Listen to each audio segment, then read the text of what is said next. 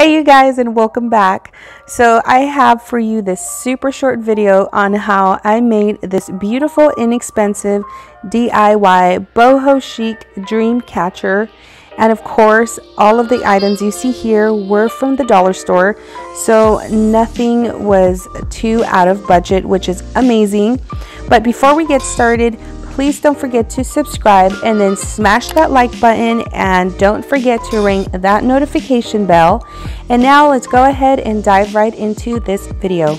So I got this floral wreath at the dollar store, and so what I did is I decided to cut the outer and the inner part using electrical wire cutters because my regular wire cutters were not doing the job.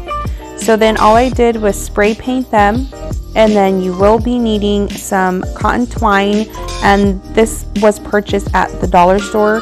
You can find it almost anywhere, but the cheapest you'll find it is the dollar store. And then you want to do as many as you can of these. I believe, you know what, I can't really remember what I measured them at, but I will leave that in the description box for you guys. But I did a lot of these, and I looped them about 3 to 4 times. So once you have more than enough of them, then you want to start looping them through your circle.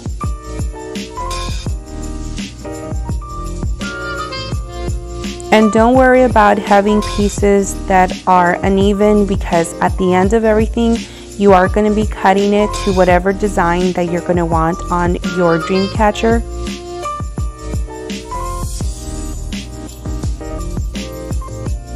My method for this is I started off in the middle, and then I would do a couple on one side, and then I move on to the next, in which I know it probably doesn't make no sense, but for me it did.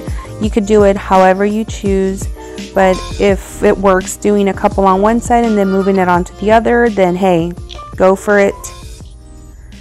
So after you're done with that, then you want to get your smaller loop, and then you want to use anything that can attach it really tight. I ended up using zip ties, which worked perfectly because I used the clear and mine are spray painted white. So of course, if you have a black one or a brown one, then of course black zip ties would be better. And then I purchased these at the dollar store, and all I did was pluck out the ones I wanted. And as you can see here, I'm trying to see where I would like them to fit best.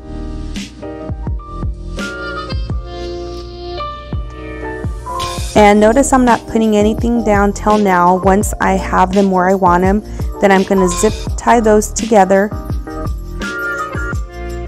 Cut the ends, of course. And then these foam flowers, you can purchase them anywhere, but I actually found these at the 99-cent store. I apologize, not the dollar store, the 99-cent store. And I just thought they were super beautiful, and I just grabbed a whole bunch of them, and of course zip tied them again.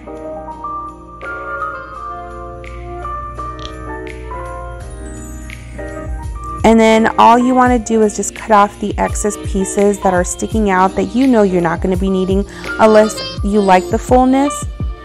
I didn't. I wanted it a little bit more clean. And then of course, glue down your flower down the middle.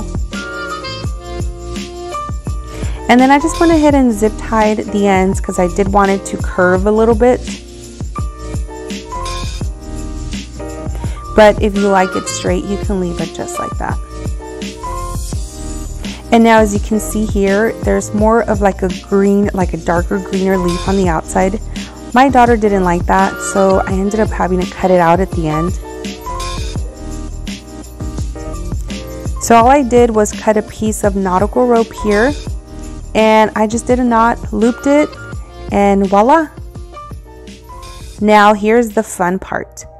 So I hung it up on the wall, and you want to make sure that you get it as flat as you can. As you can see, I'm brushing it constantly, and you want to start cutting it. For any of you that are professional hairstylists, then you know that this method is so much easier. I'm actually mimicking cutting hair, so that way I can get a better cut.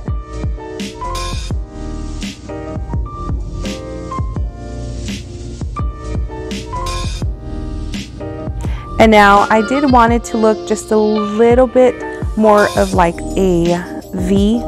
So I just went through it again to give it a better cut, a more cleaner cut. You could do this straight. You can do it however you want. But for me, I prefer to do the V cut.